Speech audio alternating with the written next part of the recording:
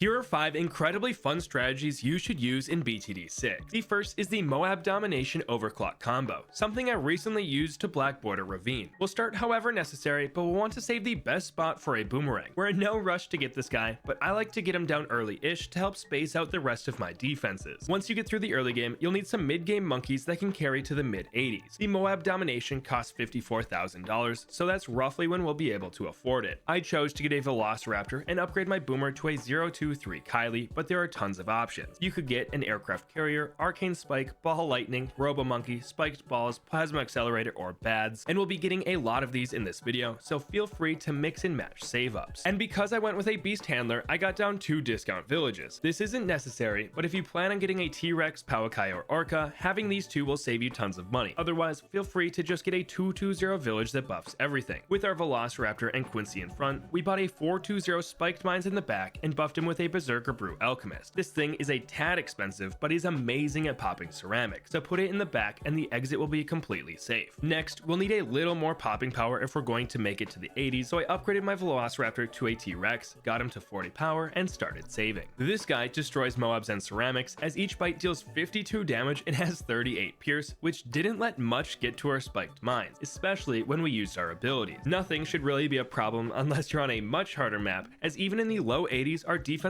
were able to pop almost everything, with only a couple spiked mines being used each round. And on 83, we were able to get our tier 5 upgrade. This guy is insane at stalling and damaging bloons, and we're not done yet. We'll be getting him an overclock and a stronger stim to bring his attack speed to the next level. So buy a 0-4-0 engineer and a 4-2-0 alchemist and keep him buffed at all time. If you didn't know, an overclocked Moab Dom basically solos the 90s, so these last few rounds should be super easy. You can spend the rest of your money however you want, and you'll be just fine. Just make sure that you build some anti-bad towers, as round 100 is the only one that the Moab Dom will need help on. I went with a few more Velociraptors to max out our T-Rex and one with 30k left over, but some smart things to pick up would have been a first strike submarine or some Spikestorm spactories. Next, we have the Elite Defender and Bloon Solver combo. This one is great because the Elite Defender pops all the blimps and the Bloon Solver takes care of the ceramics inside. Just like the last strat, start with whatever monkeys you need to get by. The 2 tier 5s we'll be using in this strat are pretty cheap, so we're in no rush. I like to get an early ninja to deal with camos later on, but you do you. After you get through the first few rounds, place down your hero. I went with Oben because he's cheap and has a great early game, but you can pick any of them. This strat is not hero dependent. Then just work towards beating round 40 while working a sniper into the mix. I went with a Bloon Jitsu and Berserker Brew for my main defenses and put a 2-0-3 semi-auto sniper set to strong at the top of Adora's temple. This guy popped the Moab by the time he made it to Oben, and our ninja easily cleaned up the inside. But because we don't have much camo detection, we'll buff everything with a 2-2-0 village. This will make our sniper almost able to solo the 40s, giving us plenty of time and money to get a 3-2-0 glue gunner. This, combined with our hero and ninja, will be able to pop the normal bloons, letting us go back to our sniper and make it a 2-0-4 for the 50s. This will break all the Moabs down to ceramics for your other defenses to pop, and will upgrade the glue gunner to a bloon liquefier. This gives us a weaker version of our late game defenses, but it's more than enough for the bloons we're facing right now. Here, we can save straight up for the Elite Defender, but if you're afraid of leaking, you can pick up a 3-0-2 Druid for some blowback like I did.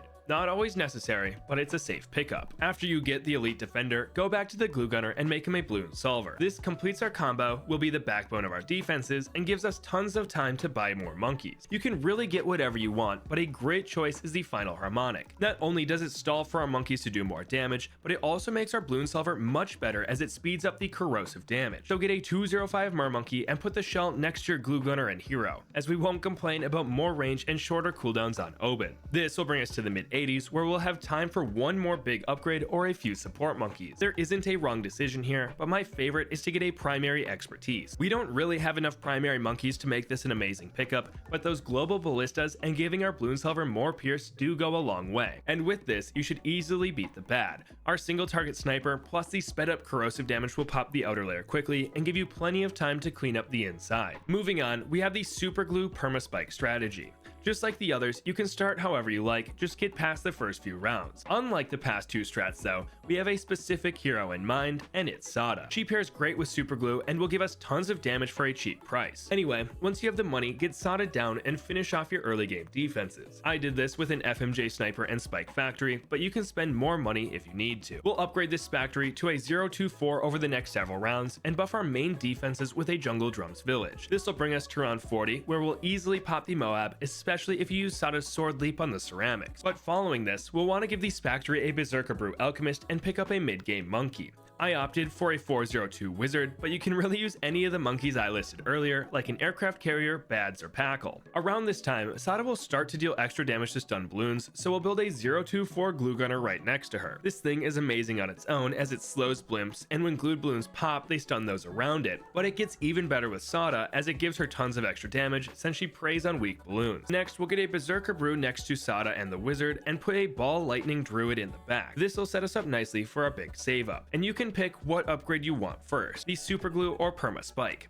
Either works great, just make sure to pick up a radar scanner once you get the super glue upgrade. Then go back and pick up the other tier 5. This will put you in the mid 80s and you can start to spend your money on whatever you want. Some nice pickups are upgrading your berserker brews to stronger stims and buying a 402 sniper and setting him to last. This will stall the rounds, letting your perma spike build up a massive wall of spikes while the last blimp is being stunned at the entrance. You'll still have plenty of money though. I could have bought an archmage or cripple Moab this run, but I wanted to show you that you could win without them. This made the ending tougher than it needed to be, but we managed to pop the bad with $50,000 left over. Next up, we have the Superstorm strategy. We'll start off however the map requires, but we'll want to save up for Oben as early as possible. This guy can carry the early game and will help our druids later on. Then we'll want to defend the early rounds with druids if possible. This strategy requires a lot of space, so we don't want to clutter the map with a bunch of different monkeys. I did this by backing Oben up with 2 druids, one with Thorn Swarm and the other as a 1-0-2 because we'll be making him a Superstorm later on. This, combined with Brambles, will be able to beat the 20s so we can focus farther down the road. I got a bit greedy and bought a 002 village to make some upgrades cheaper, but you can skip this if you need the money now. After the village, I upgraded our top druid to a 202 and the bottom one to a 013. This made us weak to camos, so we popped round 33 with Brambles and upgraded our engineer to a 030 for round 36. This is easily avoided if you pick up a ninja, but like I said, we'll be tight on space, so I tried to avoid that. Once camos aren't an issue, we'll need to focus on the round 40 Moab. So we'll pick up 2 more Druids of Wrath and upgrade our top druid to a 302 for those blowback tornadoes. This should easily pop its outer layer, and the tornado will push the ceramics back, giving you more time to pop them. If you haven't already, get a village and upgrade it to a 202 for the 40s and place a wizard inside its range. This technically doesn't have to be a wizard, just something that excels at popping Moabs, but I like an arcane spike here because he gets buffed by Oben and fits our magic monkeys theme. Anyway, upgrade this wizard to a 402, then work on getting 5 popless druids all in range of the druid of the storm. This will give us tons of popping power for a low cost and make his tornadoes be thrown more often and with more peers. Next, place down 1 or 2 berserker brews where there's space and start the save up for Superstorm. You should be able to afford ball lightning in the early 60s, and this poplusted druid should tear apart ceramics and below, while your poplus and arcane spike will take care of the blimps. Unless you're on a difficult map, you shouldn't have any problems. I mean, our setup even took care of round 85 without any threat of leaking, and we purchased Superstorm right after the round. Once you get this tier 5 upgrade though, the run is basically over. Nothing will be able to push on him, so just get some single target monkeys for round 100. I removed a bunch of Corns so he could attack more often and speed up the rounds, but if time isn't an issue for you, spend that money on first strikes or spike storm. As long as you can pop the bad's outer layer in a reasonable time, you'll be just fine. On to our final strat, we have Rosalia and the Sky Shredder. While not the best combo, their flying synergy is fun to watch. Once again, get through the early rounds however you need to and save up for Rosalia. I like to start with a ninja as this solves the camo problem later on, but you don't have to. After Rosalia, we'll need to prep for round 40. I did this with a Bloon Jitsu and Berserker Brew. With this, you should easily pop the Moab, especially if you have Rosalia on laser mode, as she'll push it back when she gets her charged up shot. Plus, you can use her scatter missile ability on the ceramics inside. From here, we'll get a 220 village and place an ace inside its range and next to Rosalia's platform. This will make all all of its upgrades cheaper and will make him a 401 Operation Dart Storm. At this point, use Rosalia's Flight Boost ability whenever it's off cooldown because it makes her a global hero and lets her use both of her weapons when active. Now, you might be able to save straight up for a Sky Shredder, but why risk it? Pick up a 420 aircraft carrier, upgrade your Elk to a stronger stim, and watch your towers dumpster the round. This will let you basically AFK until you can afford the Sky Shredder in the late 70s. If you're on a harder map though, you'll want to be on top of Rosalia's ability. Keep using Flight Boost whenever it's up, use Scatter Missile for any large ceramic rush, and use Kinetic Charge for any tanky blimp that you're scared of. And with these, you should be able to counter each round until you can afford the Sky Shredder. And from here, you can spend your money on whatever you want. I went back to the aircraft carrier and upgraded it to a carrier flagship to further buff the Sky Shredder, but even after that, we were only on round 83. You can go in any direction, but the most fun option in my opinion is to take advantage of Rosalia's discount to Aces and Heli pilots. So we bought a Heli and upgraded it to a 205 ComCom over the next dozen rounds. This gave us an insane amount of popping power for the late 90s, and we rounded out the strat by upgrading the village to a 230 MIB to let everything have the normal damage type, and this crushed round 100. But that was 5 fun strategies you can use to beat CHIMPS mode in BTD6. If you want to see 5 overpowered ones, click this video right here.